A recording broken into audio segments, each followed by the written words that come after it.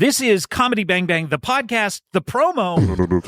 And in 30 seconds, I'm going to tell you why you should check out the show. I, the host Scott Aukerman, have a lighthearted conversation with famous celebrities like John Hamm, Allison Williams, Phoebe Bridgers, Jason Alexander, Natasha Lyonne, Bob Odenkirk, just to name a few. Things go a little off the rails when different eccentric characters and oddballs drop by to be interviewed as well. Each week is a blend of conversations and character work from your favorite comedians as well as some new hilarious voices. Comedy Bang Bang, the podcast. Listen every Monday wherever you get your podcasts. At RX Bar, they believe in simple nutrition without the BS. That's why they said no to artificial ingredients and yes to deliver intentional, transparent nutrition. Try their original 12-gram protein bar, the nut butter and oat bar, or minis. RX Bar, the proud sponsor of No BS. Use code RXBAR on rxbar.com for 25% off. Subject to full terms and conditions and to change. Valid until September 30, 2025, and may not be combined with other offers. See rxbar.com for full details and limitations. There's no place to escape to. This is the last podcast. On the left. That's when the cannibalism started. What was that?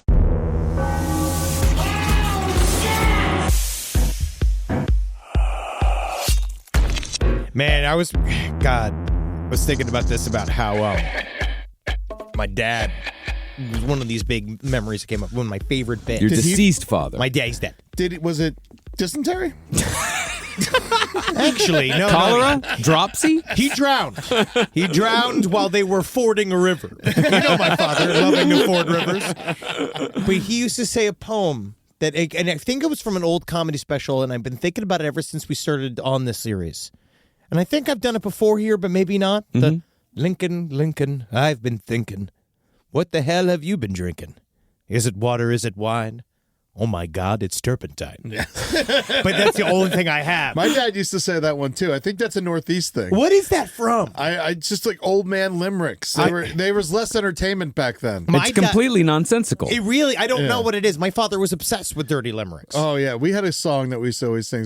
As I sit in my cell with my fingers dipped in shit and the shadow of my ding-dong on the wall. As the prisoners pass are shoving peanuts in my ass. Wow. And the guards are playing ping pong with my balls. Yeehaw! Welcome to Last Podcast on the Left, ladies and gentlemen. It's a serious history show. Hey, this is very serious. We're going to be talking about a lot of serious stuff today. My name is Marcus Parks. I'm here with the grieving Henry Zabrowski. Or No, I am revised and reviled and constituted by the power of the theater. The show must go on.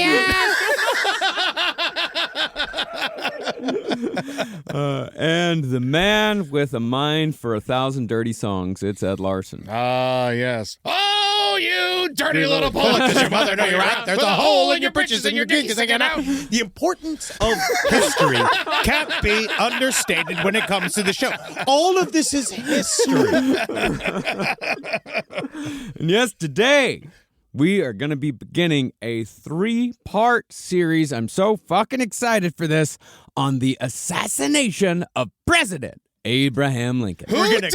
We're gonna kill him again and again and again. This better not be like the Black Dahlia. I want to know what happened. Actually, Eddie, unfortunately, just like the Black Dahlia, it does end in another Jewish cabal. And I hate that about history, but it always does, doesn't it, boys? No, I'm very happy about this one. There is zero ambiguity in this story. Like, we know everything that happened. Like, it's so well documented. There's just like, there's so much context. Oh, there's so much context. So much context. Now, the other problem here is that there's also one of those people, there's one of these stories that if you don't believe what happened here, you're so far gone. Like in the world of Lincoln conspiracy theorists that I have now ensconced myself in, these guys are like Lost. They're lost. What'd they think? You didn't have a hat? These guys still have, they're getting wooden teeth made. Well, when it comes to the assassination of President Abraham Lincoln, I think most of us know the broad strokes. No, we're not. Stop being so excited about Lincoln getting killed. Let's get him again. It was just so easy to kill a president then. Back then it was, yeah. Now you got to do it at Disneyland, and there's a robot. It's so hard. But God, is it satisfying tearing apart Coolidge like that. Nothing makes me happier than ripping the breastplate off of Gerald Ford and playing with his fucking automatic guts.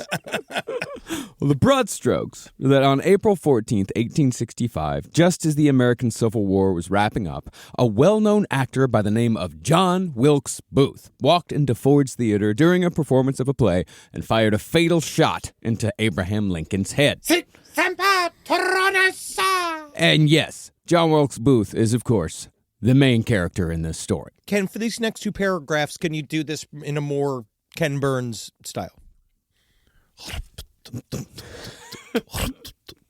don't really write in a Ken Burns style. But what's lesser known about the conspiracy to kill the president was that Lincoln was not the only target that night. While Booth was killing Lincoln, a co-conspirator was also making an attempt on the life of Lincoln's Secretary of State, William Seward, and that attempt came incredibly close to success. I can't do Peter Coyote. Peter Coyote is an incredibly difficult voice to do. I totally understand, but you know what that did kind of sound I thought was interesting? Kind of sounded like, what's his name, from Rod Serling. Oh, yeah. Try to do Peter Roadrunner.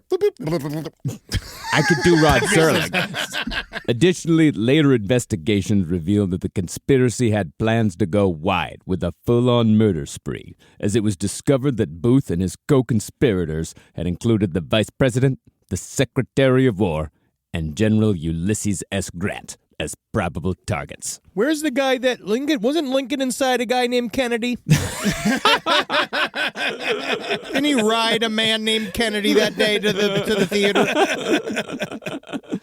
Now, the scope of this conspiracy might lead you to assume that this whole operation was hatched by the Confederacy as a last-ditch effort to take out the leadership of the Union, either for the purposes of revenge or as a desperate attempt at a comeback. And indeed, people were flabbergasted at the time that the main assassin was John Wilkes Booth, because Booth was a fairly well-known actor from a famous acting family. Thank you for even saying it! Yes! I am famous by birth. My cum was famous before me. Even though I sort of hate this term, it could be said that John Wilkes Booth was, in modern parlance, a Nepo baby, because Booth's father, Junius Booth, was one of the most celebrated and well-respected actors of his time. Additionally, John Wilkes Booth's older brothers were also well-regarded actors. They'd gained a certain amount of fame before John Wilkes had even decided on acting as a career. And consequently, the name recognition did help Booth reach fame faster. Because when John Wilkes Booth killed Lincoln when Booth was just 26 years old, he was indeed one of the most well-known actors in the country. It's kind of wild. In my opinion, the closest modern comparison to the Booths would be the Sheen family. Martin Sheen, Charlie Sheen, and Emilio Estevez. Rock and roll. Well, in terms of shock, John Wilkes Booth killing Abraham Lincoln at that point in his career would have been similar to Charlie Sheen shooting George H.W. Bush in the head while Hot Shots was still in the theaters. Wow, that would have been an amazing day in the newsroom. It's more men at work. Winning! No, I checked it out. It was when Charlie Sheen was 26 years old. Hot Shots was in the theaters. So it was like 2 years after Men at Work. And then he killed the president. That's amazing. That's so talented. What a huge year. But the point here with Booth's acting credentials is that most people were not at all inclined to believe that a mere actor could have pulled off a double assassination attempt on his own. Common sense, the public thought, dictated that the Confederacy must have formulated the plan before hiring Booth to kill the president. Others believe that the conspiracy went even deeper, speculating that Lincoln's assassination was a cabinet coup, or a plot from the Jesuits, or the Knights Templar, or the ever-present Jewish banking cabal. any one of them, people thought, could have killed Lincoln for their own nefarious purposes, because it does seem like people were willing to believe anything to prevent themselves from accepting the fact that an actor had simply walked up to the president at the end of the war and blew his brains out with a fair amount of ease. The main skill set that one must have is to be light of foot, fleet of mind, and to have written a script before, where the ending is, and then John Wilkes Booth shoots the president. And that's how I knew I would be successful that day, because it was written down in a play. Now, this yearning for a larger conspiracy is understandable, extraordinarily human, and still very present in today's America. As we've said many times, it's highly unsettling to accept that a few guys plotting in the shadows can shake the country's foundations to its very core. And at the point in its history where Lincoln was killed, America was already in its shakiest position ever. The Civil War was by far the most harrowing ordeal our country has been through thus far. What about Linsanity? What about when Linsanity was pretty in New York? It was pretty rough, actually. Yeah. And what about when KFC made the chicken the bread? Oh, the double down? The double down. That was bad. That really was bad. That shook a lot of people, and I feel like that actually set us quite a bit. I kind of blame that for Anthony Weiner's downfall in some way. I don't know how yet, but you'll read my book once it's done. Interestingly, I actually remember the double down extraordinarily well. Of course, like, we were all obsessed. It was a big part of our I lived lives, across the street from a KFC. I was in Bushwick. Yeah, it felt like my Manhattan Project. It felt like the biggest thing that happened to us. It shook everything. We're like, chicken can't be bread, bread's bread. It was the first time in my whole life I was like, fuck bread. Yeah, bread's stupid. Well, back to the Civil War. Oh, thank you. For the most part, people were relieved that it was over, as even the South was beginning to accept the inevitability of its defeat. But the assassination of Abraham Lincoln changed everything. The repercussions of Lincoln's murder are still felt in America today. Repercussions we'll surely discuss. But in the end, it really was just a small group of shitheads led by the modern equivalent of an action star that made all of it happen. You know what it all ties it back to now, too? Is how just being famous lends credence to you. John Wilkes Booth was the ultimate faker bitch in history. He was one of these guys that he was a full stolen valor, like kind of just very similar to another actor he brings up to me in my mind is a Mark Wahlberg. He's very similar to a Mark Wahlberg type. Where he has played so many tough guys, where John Wilkes Booth was doing all these action-based plays and swashbuckling. He was just an action guy. Yeah. And he began to believe he could just then be one in real life. But he's more like Donnie Wahlberg. Johnny Wahlberg had that great turn in The Sixth Sense. I'm not saying... He tickled the hell out of me. Yes, he did. Yeah. You are ticklish. Yeah, he was all over my body. This is real. I shouldn't even say that. Donnie Wahlberg tickled you? I told you this whole story. What? When I did... Quickly, please. He would, get between takes, when I was working with him, he'd tickle me and he kept calling me Big Fat Boy. And then he jumped on my back and he called me Fat Boy and he kept jumping in and tickling me. He's, yeah, laugh it up, Fat Boy, laugh it up, Fat Boy. And then there was mannequins on set. And what project was this on? When I did Blue Bloods. And then there were mannequins on set. Is Blue Bloods the same show that the pie shop that me and Jackie work for? We used to make all the pies for? Yeah, with Tom Selleck. Yeah. And so he'd go up to the lady mannequins and they were nude in there because I was playing a serial killer groupie, and that's like a thing that I guess they thought I would have in the background, like Herbert Baumeister. And he would go up to the mannequins and he'd kick them in the crotch area and go, "I kick you in the pussy. I kick you in the pussy." Yeah, wow. Which is weird, but not as weird as crawling on your back, tickling you, and saying. I actually thought the tickling made more sense than the kicking the mannequins in the pussy. I still owe him $50 for that. Hey, that's at work. Now, one of the most fascinating aspects of the assassination is that killing Abraham Lincoln was not the original plan. Initially, Booth's idea, conceived 8 months earlier, was to kidnap Lincoln for use as a bargaining chip to gain the release of Confederate prisoners of war. I have another idea, John.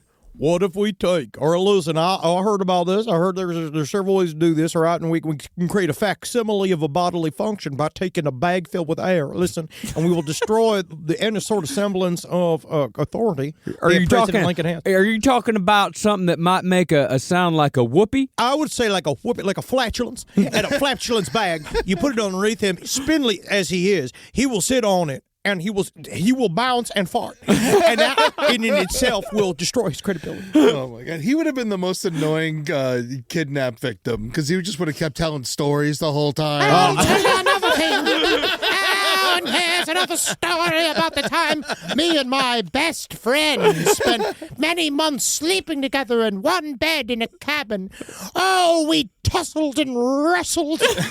We went to Kentucky, but I turned into Kenfucky. Whoa, yes, because I was fucking my buddy Ken. Well, Booth believed that if the South's manpower was restored, then victory would be inevitable. But when it became obvious that the war was unwinnable because Booth dragged his fucking feet because he was a coward, Booth and his co-conspirators instead focused solely on taking revenge against the man that they believed was responsible for the death of America as they believed it should exist.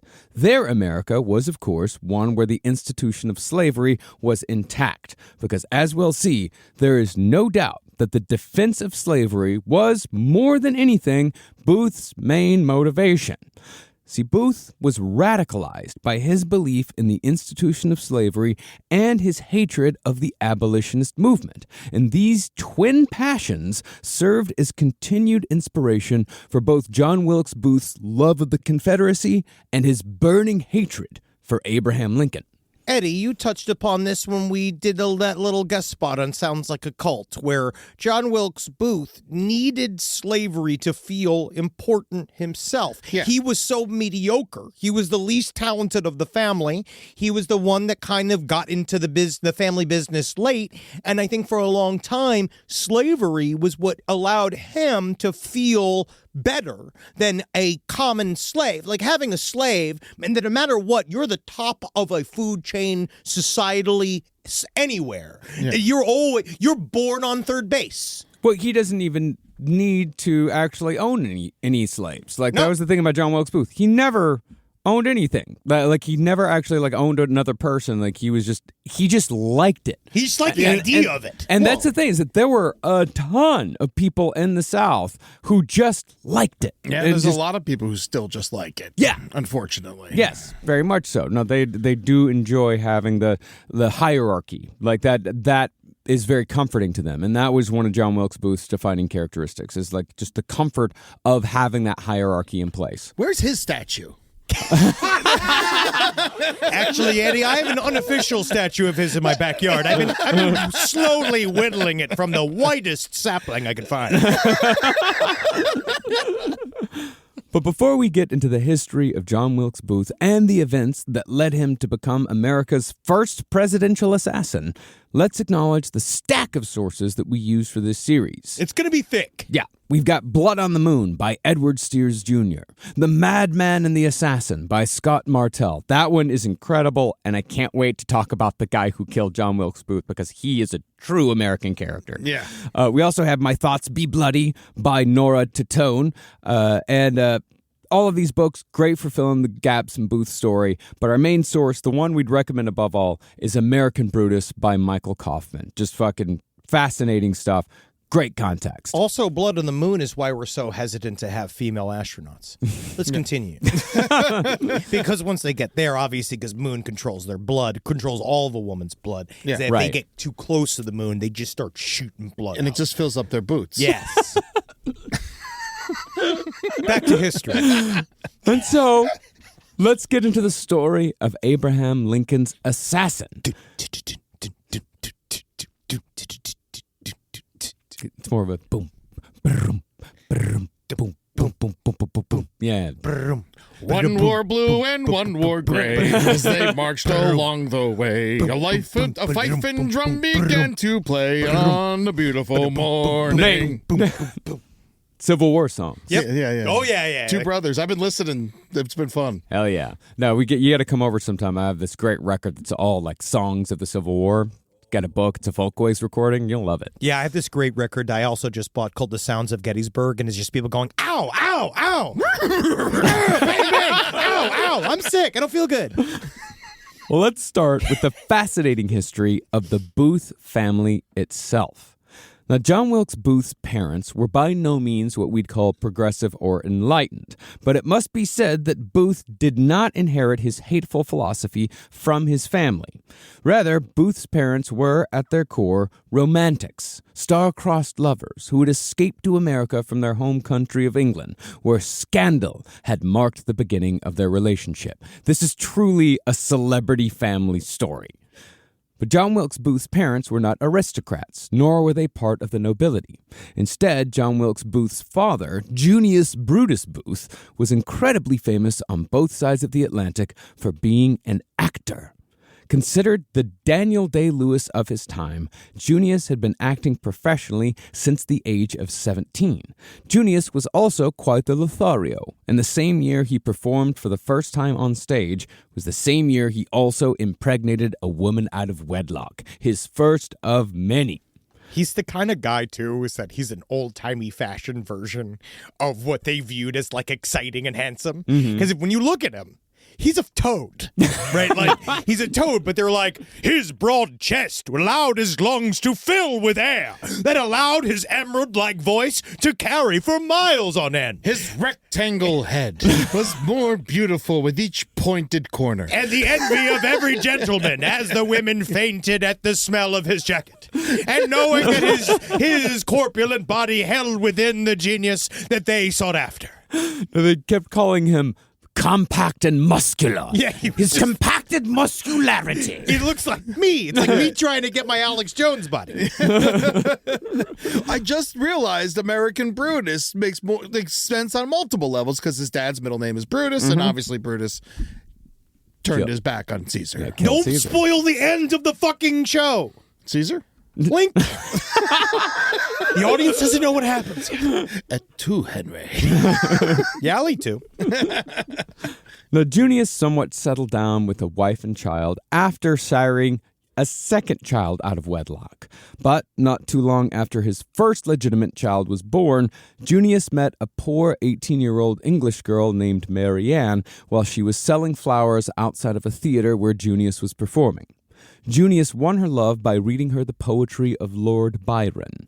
Very sexy for the time. Very, I wouldn't say pornographic, but highly erotic. He sat upon a tuffet that made the squishing sound. We all knew that her breasts and butt were round. Everybody was excited. Everybody came around. When old Betsy, with her big sagging bumps and forth, she rattled her way into town. Were you an English major in college too? Wow. Yes. But that's also how I talk to illiterate flower girls outside of my show. And then they go online, oh, that song real noise. That song real noise. You big feezy. You know, and she's sitting there all covered in grime and shit. And he's like, I bet you would make a fine capsule for my seed. You dirty little girl. What a fine capsule you'll be. You like that poem? You like this other poem?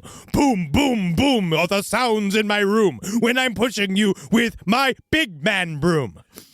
That was for his father's last words. I'm just glad I got to use them here. Well, before long, Junius Booth abandoned his first family to run off to Maryland to start a new life with flower girl Mary Ann in America in 1821.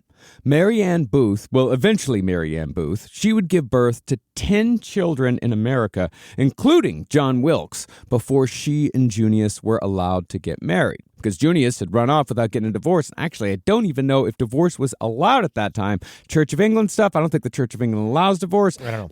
Either way. No, it has to, because that's the one that he created in order to allow divorce to happen. That's true. Yes. Yeah, but they still don't like it. Yeah, no, they don't. No one likes it. Yeah. But anyway, Junius did not get divorced, and so most of the Booth children, all the Booth children actually, were technically born out of wedlock. Best! And Mary Ann's reputation in Maryland was destroyed when Junius's first wife appeared in Baltimore years later, where she told everyone the sordid tale. Yeah, like she's the first loose woman in Baltimore.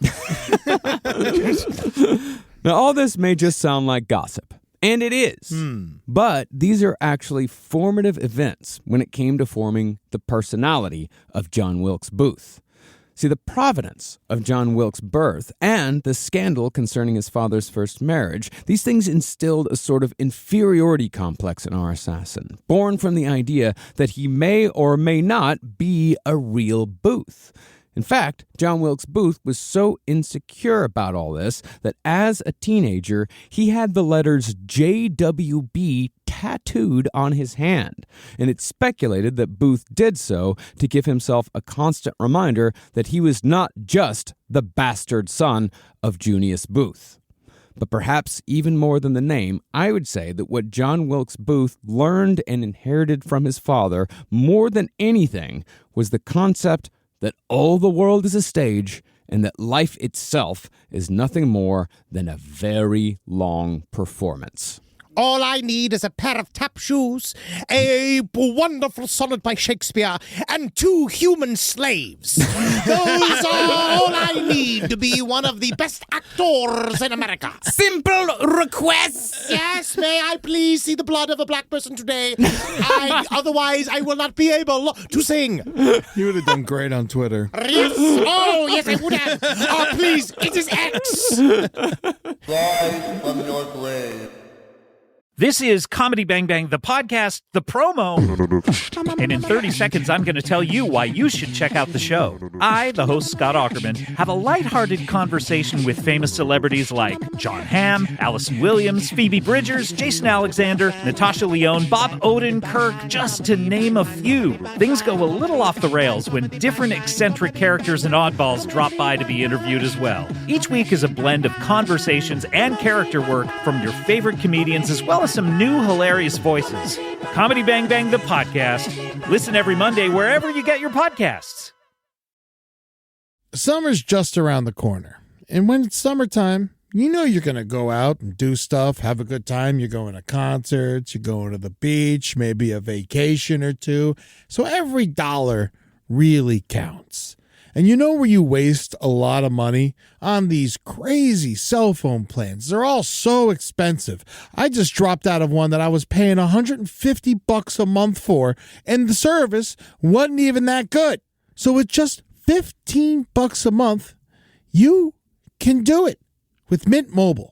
All plans come with high-speed data and unlimited talk and text delivered on the nation's largest 5G network. Why overpay?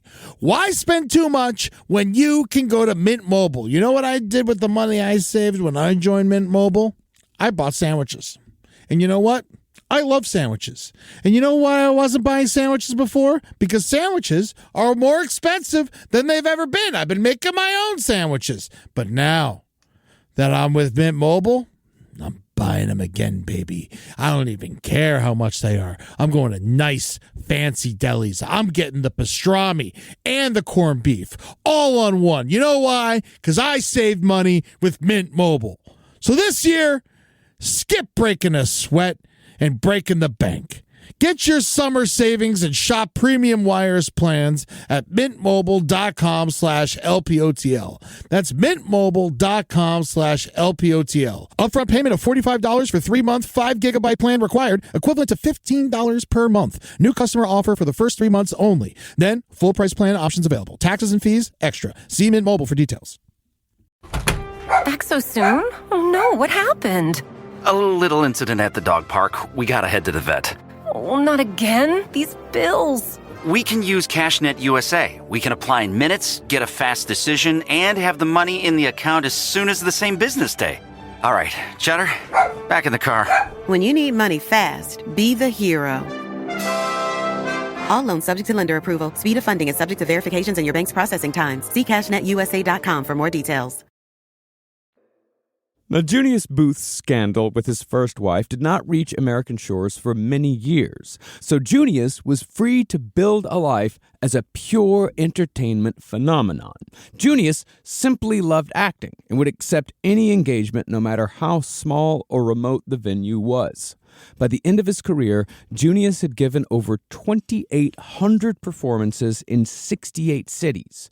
In the process, he'd gained the praise of the poet Walt Whitman. Walt Whitman considered Junius Booth the greatest actor he'd ever seen. The papers all agreed. They stated over and over again that the compact and muscular Junius Booth was the most magnificent actor in the world. To me!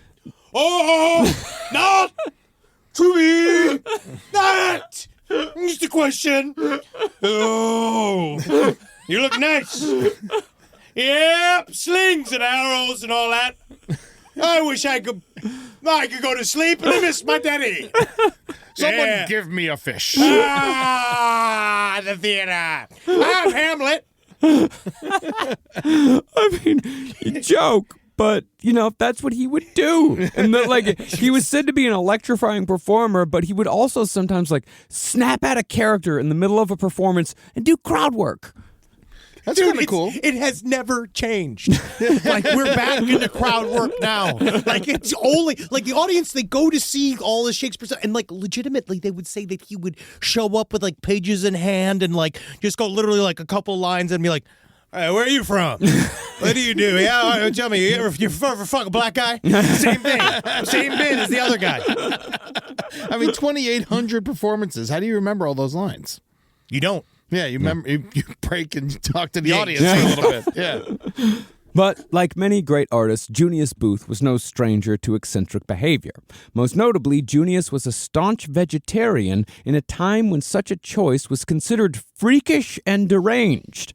And he was so passionate about his cause that even if one were to eat so much as an oyster in his presence, Junius would call you a murderer under his breath. What an asshole. Yeah. That was like when you had dinner with Penn Jillette. Yes, he did that to me. I ordered steak frites, and he chastised me for it. Really? Yeah, it was midnight. Maybe it was an annoying order for the kitchen, but he was more upset about the cow. Yeah, it's just yell at the kitchen, dude. I didn't fucking kill the cow, dude. Yeah. Live your life. He was a magician, but he certainly made all the fun disappear. Ooh, the funny. He also told me that Robin Williams didn't commit suicide, that it was autoerotic asphyxiation. I'm like, I just met you. Hey, let's start with what happened to Building 7 first. When I met him in college, he was absolutely wonderful. He came by, we were having a staff meeting for the college radio station, and he came by and he said the 7 words that you can't, he said the shit, piss, fuck, cunt, and it did it to Cheers. Oh, yeah, man. He used to be funner. I think it's when he was using drugs. Yeah. Well, this is 2002. Yeah, it was probably more fun then. Maybe. Teller was great. He talked to me. I heard his voice. It was awesome. Yeah, it was cool. Now, when an actor is, quote-unquote, eccentric, that usually means they're also highly unreliable, and Junius was no exception. In addition to being an alcoholic, Junius would sometimes blow off performances completely, but not just so he could dive into a bottle. Instead, Junius would be found wandering the woods in full costume hours after he was supposed to be on stage with no explanation as to why he didn't make curtain. If they want the show, they'll come to me. They'll come to this log. That's where the show is. And I woke up today knowing I was going to be Theodore Roosevelt. And Theodore Roosevelt's doing the show over here at the Bond. It was almost as if he'd lost himself in the character so completely that he forgot that acting was his actual job. These eccentricities, however, were often written off as signs of Booth's so-called genius. Junius Booth had such a reputation that when he did blow off a show without notice, members of the audience would justify his absence as a commentary on the play or as a piece of performance art. They'd sit in the audience and cry out, "Booth is a genius!" Just to justify not getting pissed off that he just didn't feel like coming. That's the dream, man. Yeah, it is. Yeah. You got to earn that. You know he fucking counted those towards the 6,800 too. Oh yeah. Oh no. Oh yeah, dude. He's like, my presence played last night. It must be said, however, that Junius Booth lived a life of tragedy when it came to his children, and not just because one of his kids ended up killing the president. 3 of his kids died of cholera, but Junius, in true actor form, took the opportunity to make the deaths all about himself. As so-called penance for letting his children die, Junius would walk around with hard peas in his shoes. Oh, these peas. So uncomfortable. How did he get his pee hard? Oh, I froze it. On another occasion, he punished himself by affixing lead soles to his shoes before walking from Baltimore to Washington. It's all foot-based punishment. That is what I can reach. It's also what I like to call the Frankenstein March of Sadness. Now everyone turn away so I can have a burger. All right, now don't watch me while I'm enjoying myself on this trampoline. Ow, ow, ow, ow, ow, ow. My boy! My boy! Well, the tragedy that pushed Junius over the edge, however, was when a fourth child died bizarrely and horribly from a bee attack when the Booth family was on a ship crossing the Atlantic to London. My son died while my wife was still pregnant with him, and the bees crawled up her vagina. They must have thought it was a hive because of how sweet her ovaries were.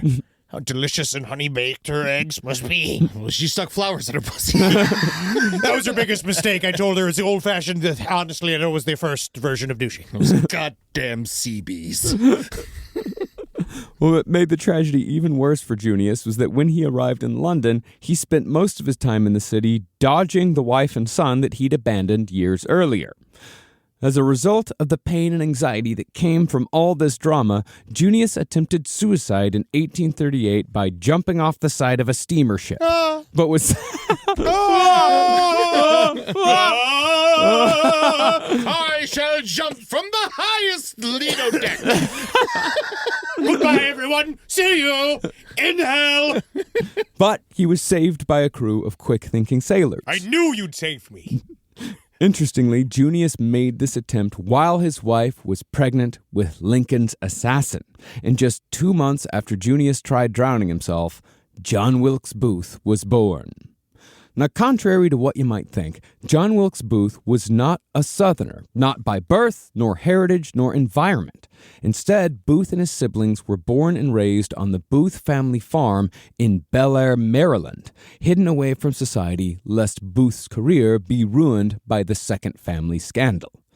Interestingly, Booth's upbringing in Maryland, specifically in the years leading up to the Civil War, greatly informed his future worldview. See, it's not like there was some magical latitudinal barrier running across America in which everyone in a future Union state were abolitionists while every future Confederate was in love with slavery. Rather, border states like Maryland were more or less evenly split between Union supporters and Confederate sympathizers. And even though Maryland was not in the Confederacy, slavery was indeed legal in the state until after the Civil War began, until the Emancipation Proclamation. I recently learned that Kentucky never really joined the Confederacy, even though they're below the Mason-Dixon line. Yeah. It's crazy. It's all over the place. It really comes down to, like, John Wilkes Booth is the ultimate stolen valor, like, bitch. Like, he identifies as Southern, please. Yes, that's the thing, is that he's doing that thing. He's, like, acting like he's, like, even more so in an extremely divided state. Mm-hmm. It even shows, like, how much more of a antisocial personality he had. Well, you identify as a New Yorker. You Not lived really. in Florida. Well, I don't really identify as either. Interesting. I identify as a holy warrior, a scholar, and a police officer, if you ask me. Well, I mean, with John Wilkes Booth, I would say, I wouldn't even go as far as to say that he had an antisocial personality. I would say he had a contrarian personality. Oh, yeah. That's, Yes. I think, more what he was about. Now, many people in Maryland had to choose when it came to supporting or decrying slavery, and John Wilkes Booth certainly landed on the pro-slavery side when it came time for him to make his own decision on the matter. There were, of course, various reasons for Booth's choice, but it seems like his opinion on slavery and abolition were most greatly informed by an incident known as the Christiana Riot that occurred when Booth was around 13 years old. Now, the Christiana Riot was a pivotal event in the lead up to the Civil War, an incredible story. But the reason why the incident affected Booth so heavily is because it directly involved a man named Edward Gorsuch, who was father to one of Booth's closest so-called bosom friends from childhood. Titty friends, please. Thank you. Breast friends. Now, Edward Gorsuch, is that any relation to the famous politician? No, it's not. All right, well, that's it. You just wanted to know that you remembered that name. Yes. What does that politician do? I think he's Neil Gorsuch. Guy, Nell Gorsuch. I think that he's the guy that goes, "Hey, Tay in a win." Hey, Tay. Supreme burrito. Supreme leader of the Arby's. He's on Arby's. He's Carnival Cruise Lines. He's on Carnival Cruise. Doesn't matter. Doesn't matter. Doesn't matter. It's not him. Is he important? Not anymore. Well, as far as the Christiana Riot story goes, Edward Gorsuch was a slave owner who ran a wheat and corn plantation north of Baltimore. But in 1849, 4 of his enslaved men escaped across the Maryland border into the free state of Pennsylvania.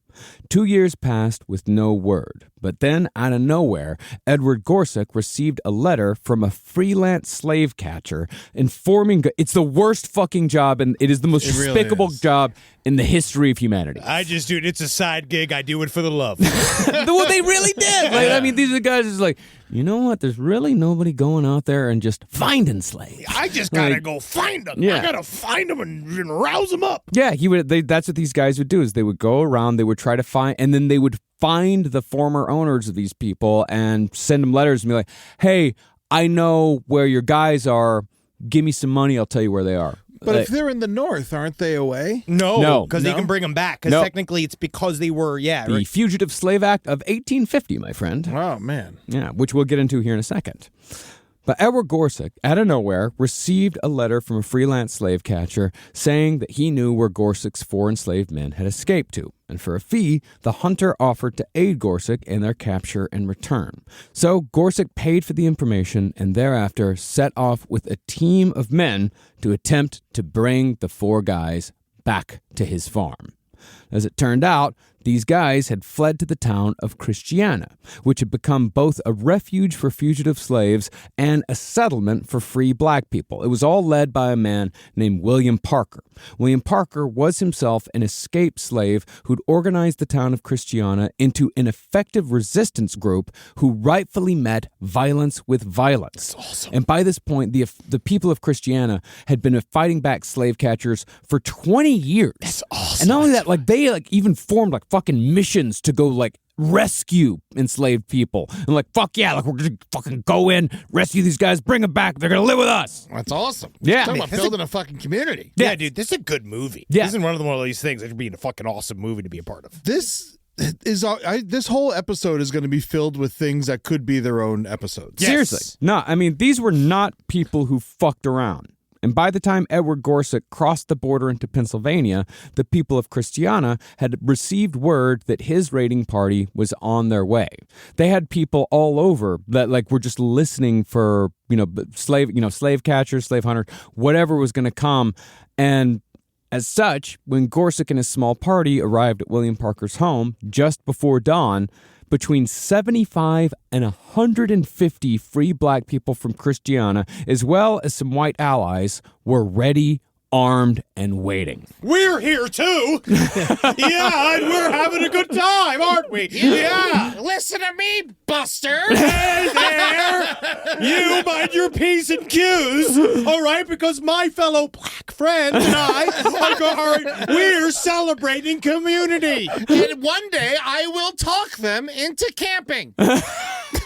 Maybe. And yes, they're friends, and I'm their friend, and he's my friend, and they're all my black friends. But they're friends. We're friends. We're all friends. Just so you know, we're friends. Now, within minutes of Gorsuch's arrival, a member of the makeshift defense force struck him with a club and brought him to his knees. This prompted a response from one of Gorsuch's sons, the unfortunately named Dickinson Gorsuch. Yeah, it's better than his daughter, cock and daughter Gorsuch. Dickinson Gorsuch. Yeah. Dickinson Gorsuch. Yeah, that's fun. Yeah, it is, yeah. He ruined his life. Try saying it. Dickens' son Gorsuch. It's great, right? Yeah, it's a great image of a guy who gets fucking murdered. Well, Dickinson raised his revolver to shoot his father's assailant, but another defender struck Dickinson's arm, which caused Dickinson to drop the gun. Ow, that's not fair! And from what it seems like, the crowd of defenders decided that the time for talking was over. Dickinson Gorsuch was shot in the stomach with a shotgun blast, but he ended up surviving. More bullet and stomach Gorsuch. Edward Gorsuch, however, was not so lucky. By the time the melee died down, Edward Gorsuch was found kneeling in a pool of his own blood with a rusty corn cutter blade sticking out of the side of his neck, and he soon bled to death as a consequence of his perverse quest to deny freedom to his fellow man. Yeah, fucking get him. Yeah, it is fun. Yeah, now let's get the other one. The new one. Is Gorsuch bad? Yeah. Let's get him. Can I not say that? No. Not really. Not really. Upset? No, not really. I'm not saying what we're going to do when we get him. I mean, we know what get him means. Well, Donnie Wahlberg him. You want to let's Donnie Wahlberg him. kick him in the pussy? Yeah, I want to play with his belly. Let's just get him and then do stuff with him. Yeah, let's just go to the house of a Supreme Court justice, climb on his back, and tickle him. Just get him. Let's make him have dinner with Penn Jillette. Oh, yeah. See if he can handle that. Now, the press jumped on the Christiana Riot almost immediately. Naturally, Southerners saw Edward Gorsuch as a hero who had died in the defense of slavery, and they therefore demanded federal action. Now, technically, Gorsuch did have the right to pursue the escaped slaves due to the Fugitive Slave Act of 1850. It had just been passed the year before. So the federal government ended up arresting several black people involved in the killing of Edward Gorsuch, in addition to 3 white people who'd been present. I was there too. I just want to be arrested as well so that everybody could see how much I support my black community members. And I will be arrested, post haste, and then released, hopefully immediately. Well, the trial was followed nationwide and became a sort of test of North versus South, slavery versus freedom. And in the end, the people of Pennsylvania chose freedom because it took the jury just 15 minutes to return a verdict of not guilty. Philadelphia freedom. Less time than Lori Vallow. Wow. Yep. Now, to the people of the South, this was a gross miscarriage of justice. In today's world, you might compare this to, say, like the Derek Chauvin case, where many on the right believe that the murder of George Floyd was justified and Chauvin's conviction was therefore a travesty. Many people in the North, however, believe that Gorsuch died for an evil cause and got what was coming to him. That's all to say that the Christiana Riot, which occurred about a decade before the Civil War began, it quickly became a microcosm of the rapidly growing divide in America over slavery. But perhaps more consequentially, the Christiana Riot was also fundamental in shaping the worldview of John Wilkes Booth. As I said earlier, John Wilkes Booth knew Edward Gorsuch.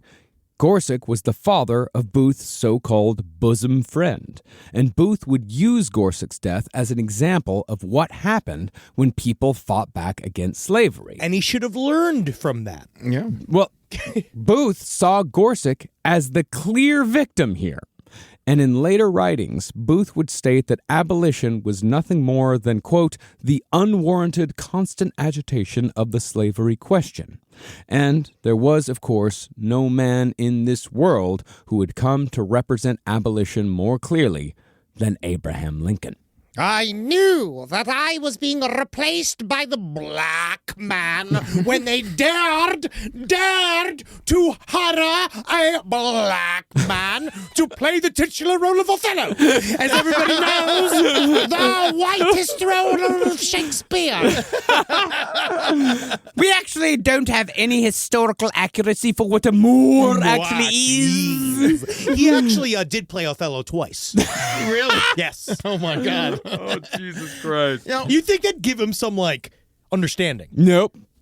When did the North, we might not know the answer to this, but when did the North decide slavery was bad? Because obviously they had it in the beginning of the country. Well, it was a slow roll, you know, as far as like when, and it was like state by state. Like it wasn't, there was definitely no, okay, we all decide at once that it's bad, or we all decide at once that it's good. It was just sort of a slow roll of like, you know, first England went, and then the states sort of like took England's cue, like, okay, maybe we shouldn't be doing this anymore. Yeah, they're the bigger pricks. Yeah. You know, they had slavery for longer, but they kind of came to a societal understanding in England about it being distasteful. Yeah. So eventually that's the sentiment that came down. At the time, too, it's like they viewed Europe as the style center. Europe was the places where all of this sort of like cultural things that were being adopted to America. So actually, I feel like the anti-slavery view was kind of like a hip new thought process. Like it was like this idea of like, I'm with it. I'm with the new stuff because the Europeans were already working in that direction. Well, it wasn't like a hip thing. I mean, it's like saying today that people believe in stuff just because it's woke. Like it is definitely like people just came around to it like, oh, maybe this is a fucking horrible thing. I know John Adams was vocal about it. Yeah. I just mean in hip in terms of like, you know, when a movement takes place, it's like now it's getting it is both probably on the, you know, it's probably however you view it, like leftist politics are now viewed as more like cool, right? Like it's that style, or if you're the MAGA shitheads who think it's cool. I think let's say fashionable. Yes, I think is probably a better way of putting it. Yeah, yes, abolition did become, as you know, the years went on, as the 19th century abolition did become much more fashionable up north, and it was also very fashionable up north to call the Southerners a bunch of fucking hicks. Yep. Yeah, and anything that was Southern was. Bleh. Now, as far as the attitude that Booth's parents had towards slavery, it was just as bizarre and nonsensical as you might expect. Junius and his wife Marianne maintained that they were abolitionists by principle because they did not enslave anyone directly. But they did rent slave labor from their neighbors. It's not sugar. Can I borrow a couple black men? Listen, I'm looking for a couple black men. Just I got a fence I got to destroy. They had a standing staff of 6 people. But anytime anyone pointed out to Marianne Booth that there wasn't really any difference between owning a slave and renting one, she would just fucking stonewall him and say like, no, it's actually very, very different. And they would ask why, and they'd say it's very, very different. But she would never say why it was very, very different. It's because renting, you got to pay all the taxes and you're going to do all the upkeep. See, with the, that's the thing is that when you own, you got to do all the repairs yourself. It's not justification. No, I'm just saying. It's just a horrible fucking opinion. Yeah, I'm just saying. That's why she's saying it's different. Mm-hmm. No, that's not why she's saying it's different. Because she was, guilty. highly guilty of directly participating in the very institution that she said that she was against. At least she felt guilty. I don't think she did.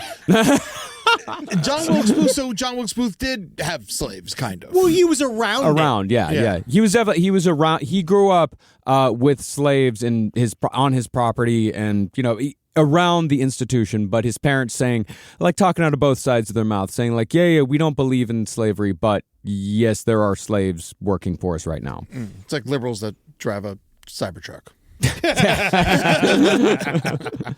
Now, Junius Booth, he knew that acting was a difficult life. So he intentionally tried leading his kids away from the theater into any other profession. And of course, he would only do this 3 months out of the year because the other 9 months, Junius Booth was on the road being an actor. Listen, I know that, it is very difficult. It's so hard to travel at the, in the highest level, in the fanciest coaches, and stay at the best hotels and fuck indiscriminately and mostly just kind of jabber for 45 minutes at a time for, at this point, hundreds of thousands of dollars, which is, in the future, hundreds of dollars, which is, in the future probably worth millions of dollars. But I honestly think that you, son, I think that you should make big pumpkins or something.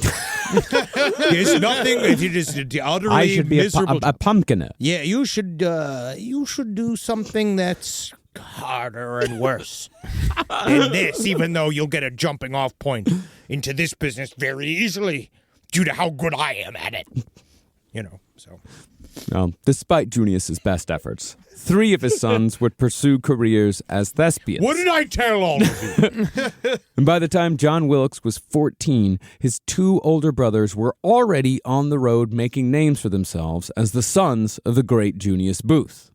But before John Wilkes was to become an actor himself, he would be thrust into a leadership role in his family after Junius died a very 1852 death by succumbing to dysentery aboard a steamboat on the Mississippi River. Somebody tell the steam to come down. I'm covered in condensation, and I'm nauseous. Turn the steam down. Turn the steam down. Steam's too high. Steam's too high. Turn the steam down. I'm all Oh, just shit on over the side. No one will notice more mud. Hey, don't look at me. Certainly don't look at me, famous actor, Junius Booth, who is raining defecation upon the starfish. Like Dave Matthews Band. Yes. Now, even though John Wilkes Booth was only 14 years old when his father died, he became the de facto man of the house because, as I said, his 2 older brothers had already left to pursue fame and fortune. Quite stupidly, Booth's mother, Mary Ann, let the teenage John Wilkes manage their farm for 2 years, which would be a disastrous decision for both the Booths financially and when it came to further shaping John Wilkes's worldview. I just never understand why we bother with corn. Can't the corn just grow naturally in its own state? Oh, look how hairy it gets. Look how vibrous all of the plantage that comes out of it. Ah, mother, I do not need to fret about it with the corn. I simply must enjoy the corn while we have it. Well, John Wilkes hired enslaved people, free black people, and Irish immigrants to work his family's farm all at the same time, which wasn't all that strange in this era. But since John Wilkes was just a kid, he was not prepared to handle the conflicts that erupted, and he in fact usually just made them worse with his natural haughtiness. See, John Wilkes was a stickler for hierarchy and tradition, and he believed wholeheartedly from a young age that there was a natural pecking order when it came to races, classes, and nationalities. And it's an absolute coincidence that I'm at the very tip and height of that hierarchy. It is not something that I did. It is just coincidence. It is just luck. And certainly, yes, I benefit from it, but we can't argue with it. Nor is it a coincidence that I was born into it without doing a single thing. And will continue to succeed without doing anything else. Except for tickling little fat boys. The only thing I like best when I'm up on the stage is once I'm done strutting and fretting is having a fresh, full-titted little boy that I can perturbulate with my acting appendages. I go underneath his tendril chest meat. I feel upon his woman-like bosom. I touch upon his cavern-like armpits, and I make him giggle like a little brand-new otter freshly born from its mother's pussy. And he didn't even have the courage to finish you off. No! Danny Wahlberg, if you don't want me to call Variety, I need you to come to my home and jerk me off. That's it. Ransom's been set. I'm glad you're finally saying it, because you've been saying that in private for years. No, I'm coming for him now. I want you to make me come.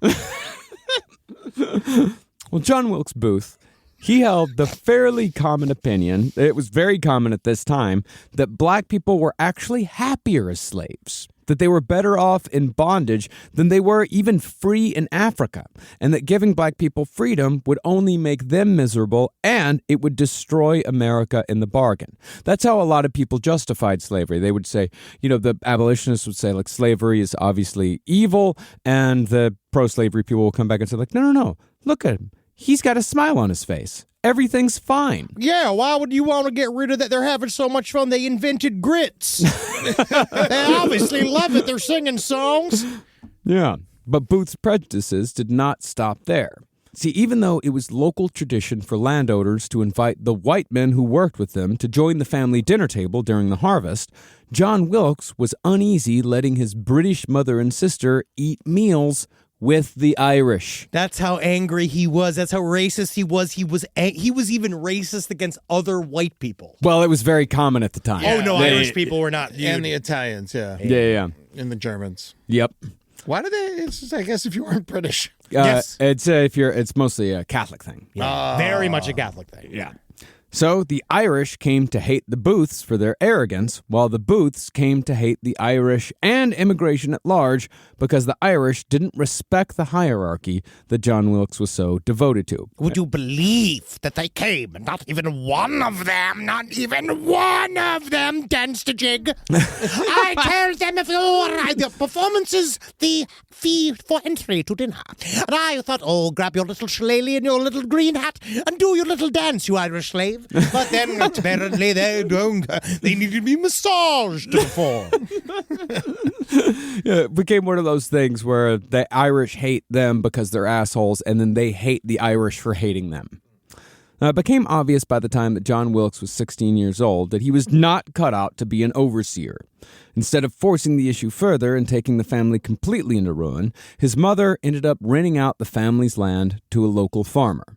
Therefore, John Wilkes was given the opportunity to live a life of leisure, very much typifying himself as the layabout progeny of a celebrity. Actually, now that I think about it, another analog to the Booth family might be the Hanks family, with Junius being Tom, Edwin being Colin, and John Wilkes being the unfortunate Chet. Yes. Yeah. I'm allowed to sometimes speak in a patois because I own several Jamaicans. And it is going to be Irie out there by the beach. I will say for John Wilkes Booth, every summer was indeed white boy summer. Yeah.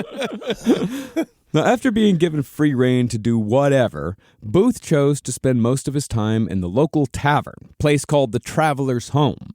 But rather than becoming a total deadbeat party boy, Booth latched on to politics whilst conversing with his fellow patrons. Just stay a deadbeat party boy.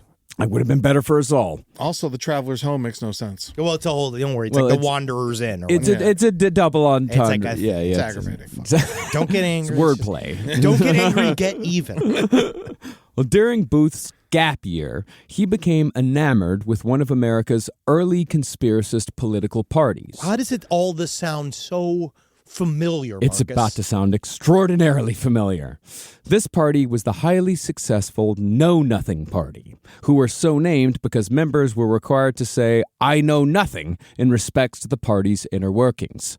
And they would they would do that because the Know Nothing Party actually started as like a secret society, like the Freemasons. Yeah, like a bunch of hate-filled fuckers. Yes. Weren't they successful for a little while? Yep. Extraordinarily so. Like, if you remember Gangs of New York, remember Bill the Butcher? Yeah. Nothing, Bill the Butcher, Know Nothing Party. Yeah, that was him. Now, the Know Nothings were actually pretty ideologically similar to the modern Republican Party, which is ironic considering how John Wilkes Booth ended up killing the first Republican president. The Know Nothings were nationalist, populist, and staunchly against immigration. But also, like today's Republicans, what informed the Know Nothings' beliefs more than anything were conspiracy theories. The Know Nothings believed that Irish and German immigrants were being sent to America as a Catholic plot to take over the country so every American could be made subservient to the Pope, which is more or less the same bullshit people peddle today in the form of the Great Replacement theory.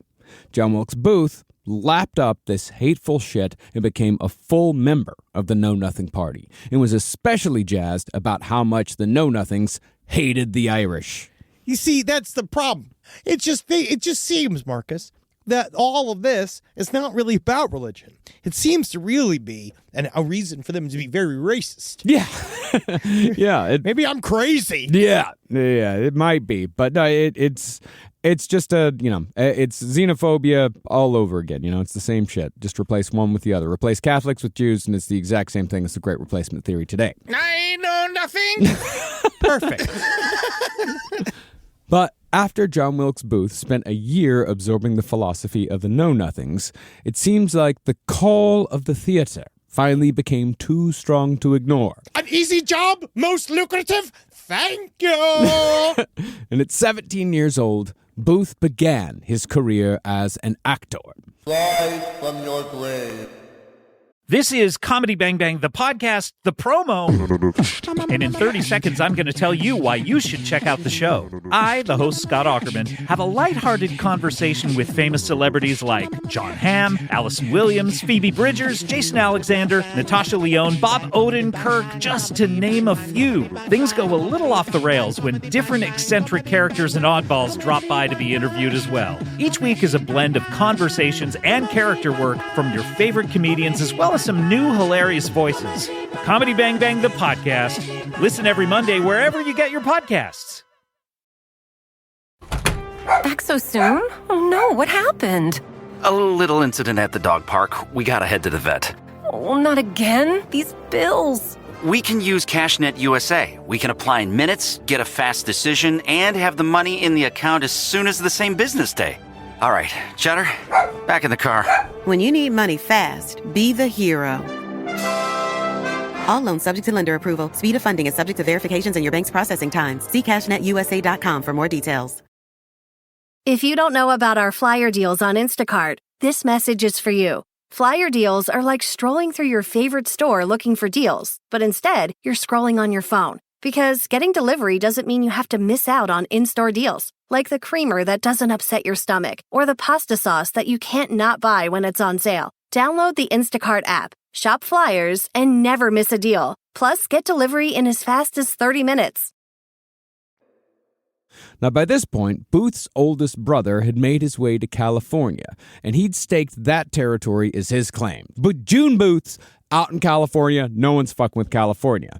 Edwin Booth, the second Booth son to become an actor. The tragedian. He's often considered the best actor amongst the three. He was the leading tragedian of his day. He's the Billy Skarsgård. Yeah, he took all the eastern states. But Edwin wasn't too keen on competing with another Booth for his father's legacy. So when John Wilkes Booth said, hey, Edwin, I want to be an actor too. I'm ready to perform.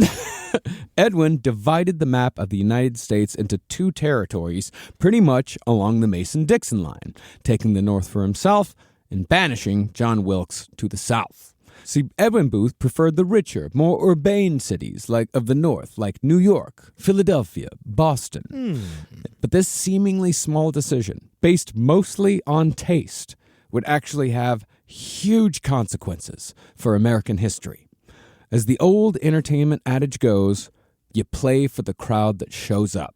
And once John Wilkes Booth began playing for Southern audiences, his ideology naturally grew to match that of the people who are giving him the most attention. And another echo to modern times, which is just John Wilkes Booth in the end really was looking for attention. He liked any form of validation he could get, and anything that also made him feel special, which is what the persecution complex of being on an unpopular side of the political spectrum gives you automatically. Yeah. And to this day, he's considered the worst actor because the Booth Theater on Broadway is named after Edwin, not John Wilkes or Julius. Well, he was the good actor. Yeah. John Wilkes Booth was just very, very good at killing Abraham Lincoln. he didn't get away. Well, no, but no one was going to. He was never going to. Yeah. No. Well, now that there was a Booth boy covering most of the American territories, the Booth name was more famous than ever. To give you an idea of just how famous the Booths were, it was massive news when Junius Booth's first wife died, because it gave the papers an excuse to gossip about the Booth family and bring up the scandal of Junius's abandoned family all over again. But the revival of the scandal did little to prevent John Wilkes Booth from ascending into fame in the South. In 1859, 2 years before the Civil War broke out, John Wilkes Booth began a run of performances at the Marshall Theater in Richmond, Virginia, where he got rave reviews that also, bizarrely, mentioned his, quote, beautiful hands and small feet. They always talk about the small feet, and then there was another one. They were like, he does a. They say how graceful he is. Because he was a physical actor. Very physical. They said that was the difference between him and the other Booths, was that he was like very like he'd jump and he'd run and stuff. And I don't think he was a good talker though. Interestingly, though, there were cultural distinctions between the North and the South that brought John Wilkes Booth closer to his audiences, and therefore closer to their opinions about slavery. See, in the North, and I find this fascinating, actors were placed on the outskirts of society, as I would assume because it had been traditional in England that actors were garbage. Prostitutes. Yeah. Actors were prostitutes. That was a direct correlation. Yeah. They were considered the lowest station. They were not supposed to hang out anywhere. They were not supposed to be given loans. They weren't supposed to. Actors were viewed as utter vagabonds that literally should not be trusted with serious opinion, like serious questions and serious responsibilities. Professional liars. Which is what I hope to still have to this day. And that's what I would like to still receive. Just know that I'm too dumb and I'm too hot to be effective. But in the South, in the American South, an actor had real social status. See, Booth had been burdened throughout his life by the shame of his birth and the periodic reappearance of his father's scandals in the papers. So he was amazed at how the people of Richmond, Virginia had brought him into their society and accepted him. Actually, then that's a funny thing to think about, is it's the American South that began the tradition of like, but you're famous. You can do anything. Yeah, we like it. It doesn't matter. You're famous. Every single thing they accuse anybody else of, they were the ones doing it, right? So it's like it's always this constant need of like, they started this. I think it's partially it's because no one was serving the southern states properly. Yeah. So then when somebody as quote unquote elevated as a John Wilkes Booth of the Booth family chooses the southern states, doesn't know that he's being relegated to the southern states. He knew that he was being relegated to the southern states. John Wilkes did. The people didn't. Yeah. They thought he's coming out of the goodness of his heart to bring some of that Booth magic to the South. We're going to raise him up because he chose us. Yeah. And then we're going to be in this feedback loop of shitheads choosing shitheads because shitheads like shitheads. Very good. Yeah, that's exactly right. Because Richmond's acceptance of John Wilkes Booth made John Wilkes accept Richmond and how Richmond worked. And how Richmond worked was entirely on slavery. Now, John Wilkes Booth was also a ladies' man in Richmond, whose exploits were so well known around town that one critic claimed that Booth's popularity with women showed that he had a, quote, worthless moral nature that corrupted his acting. And if there's one thing we know an actor needs, it's deep moral nature. Deep actor. Moral fibers. Powerful The greatest actors of our time, nothing but morality amongst them. Sean Penn. Jack Nicholson. Jack Nicholson. Old drippy dick himself. James Woods.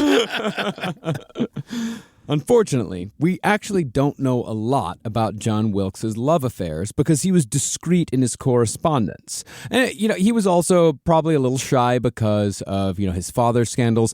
Edwin Booth was not discreet at all. They talked about Edwin Booth in the tabloids all the time. His romantic exploits were fodder for the gossip rags. Well, he was cooler than his brother. Much cooler, yeah.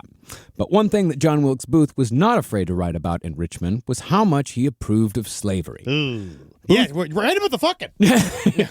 Well, Booth found that the strict racial hierarchy in Richmond was a relief, and he wrote that it was proof that slavery created only, quote, the happiness of master and man. This belief, of course, clashed wildly with the event that fully radicalized John Wilkes Booth. See, while John Wilkes Booth was certainly pro-slavery, I think it might be more accurate to say that Booth was more anti-abolitionist, because the event that pushed John Wilkes Booth fully into extremism was the assault on Harper's Ferry, led by the radical abolitionist John Brown. I watched most of that show that, what's his name was Good in. Lord Bird. Yeah, man, with Ethan Hawke. That show's amazing. He's the character's fascinating. Fucking awesome. Yeah, John Brown's super fascinating. He's an amazing character, and I don't put it past John Wilkes Booth to absolutely hate black people. Well, no, I said that he was definitely pro-slavery, but I think it was more an anti-abolitionist thing. I think that was definitely who he wanted to kill. kill. Yeah, he hated abolition because that's the thing is that you can't really have the world that he loves and the world that he enjoys without black people, because you need black people to be slaves in his world. But they have to be slaves. Yes, they have to be slaves. They have to be. But abolitionists are the ones that are trying to remove that world from John Wilkes. They're trying to take it away from him. And that's so those what are the ones I that he say hates more. No to. Well, as far as the assault on Harper's Ferry goes, on October 16th, 1859, John Brown led 22 men into a federal arsenal in Virginia to seize control of the facility and the weapons contained therein. Brown's hope was that the local slave population would rise up and join the raid, and using the arsenal's weapons, they would start a slave rebellion that would spread across the South. Now, admittedly, this was not a great plan. As even Frederick Douglass, like John Brown got a hold of Frederick Douglass is like, hey man, you want in on this? And Frederick Douglass is like, no. He actually says, like, this is suicide. Yeah. It's not going to work. Well, as it turned out, Frederick Douglass was right, because even though Brown and his men easily captured the arsenal, no one came to Brown's aid. The governor of Virginia soon sent in troops, led by Robert E. Lee, future general of the Confederacy. And Lee squashed the rebellion and captured John Brown so he could be publicly tried and hung in short order. Now, didn't Robert E. Lee was considered one of our, best generals right before he left. And then he went, and that's why he was such kind of like a formidable... Even after, even during the Civil War, he's still considered to be one of the greatest military minds in history. As far as generals go, that's all, man. I'm not saying that he was a great guy. He was a general. There's no moral. Yeah, it's like he was good at being a general.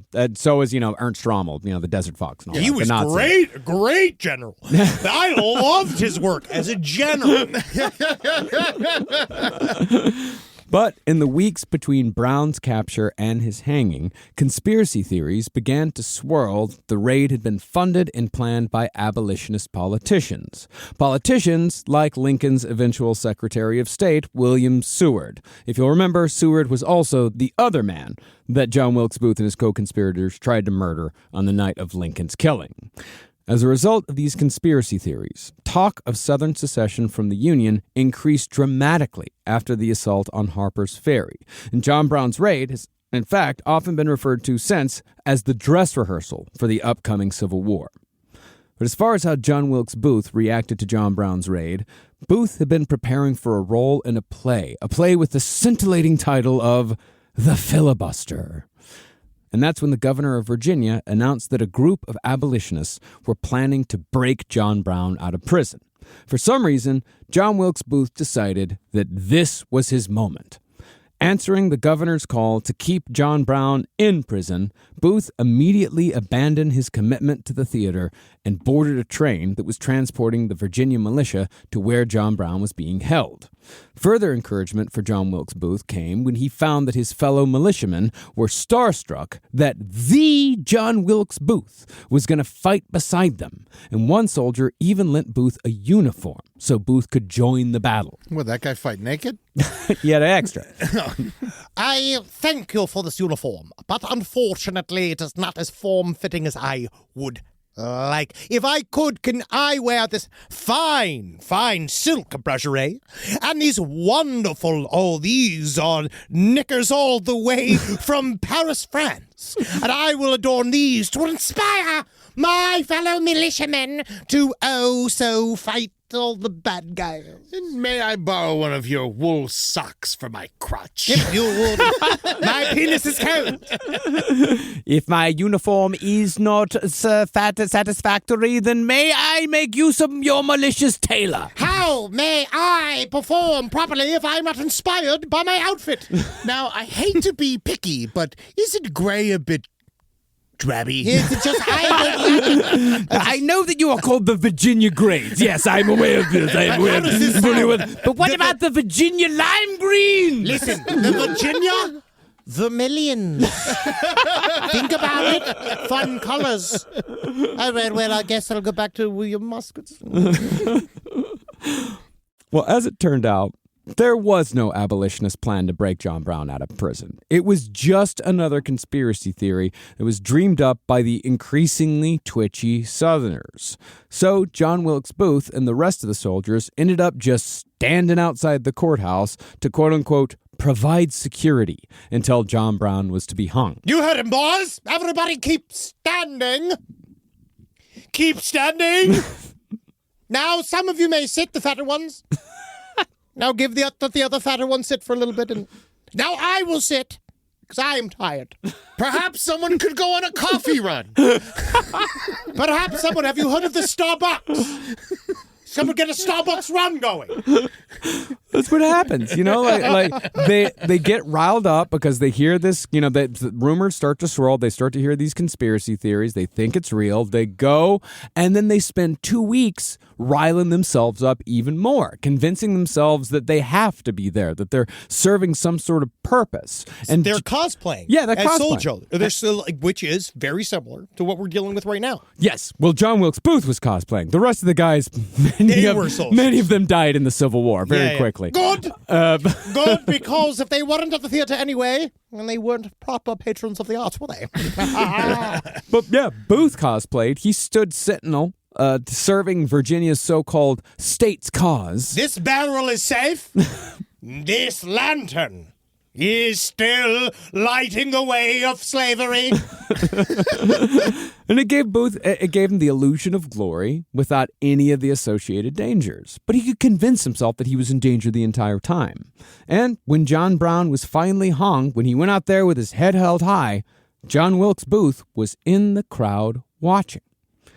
Now, one of John Wilkes Booth's defining characteristics was the idea, as I said earlier, that life was a performance. And as a consequence, Booth was an inveterate liar who had a habit of inserting himself into history, after the fact, of course.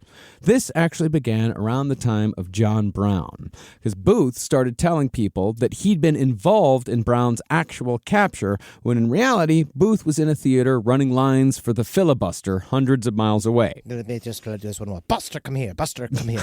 No, let me just try it one more time. Buster, come here. I have a filling for you. Buster, come closer. I'm gonna go find somewhere where I can fight for slavery. Was it just him improvising for 2 days? Yeah, you look over here. Come here. Now, where's my little fat boy? I can't rehearse. Well, like many liars, Booth was also a born contrarian. Booth, for example, only became more pro-slavery as the abolitionist movement became more popular nationwide.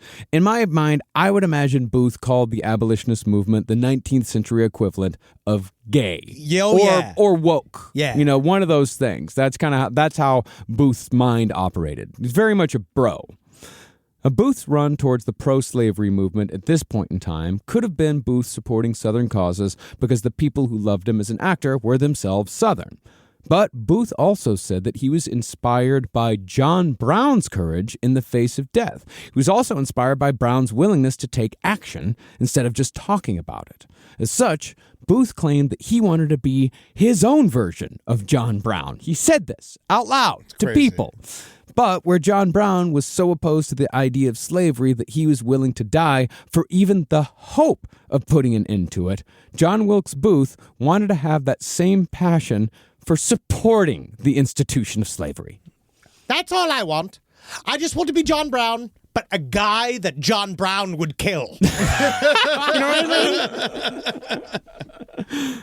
Now, like many Southerners, Booth became convinced that John Brown was a part of a vast conspiracy whose only goal was to ruin the South and the lives of all Southerners through the abolition of slavery. But don't they understand that if you ruin the economy of half the country just to get them, that doesn't really make any sense? Yeah. Because it seems that that would affect everybody. Yeah, it seems like it fucks everybody's lives. Yeah, we fucking it all up for you. It's almost like, no, we're just trying to recreate a moral mandate, like maybe try to save some of the idea of this country, maybe. Mm-hmm.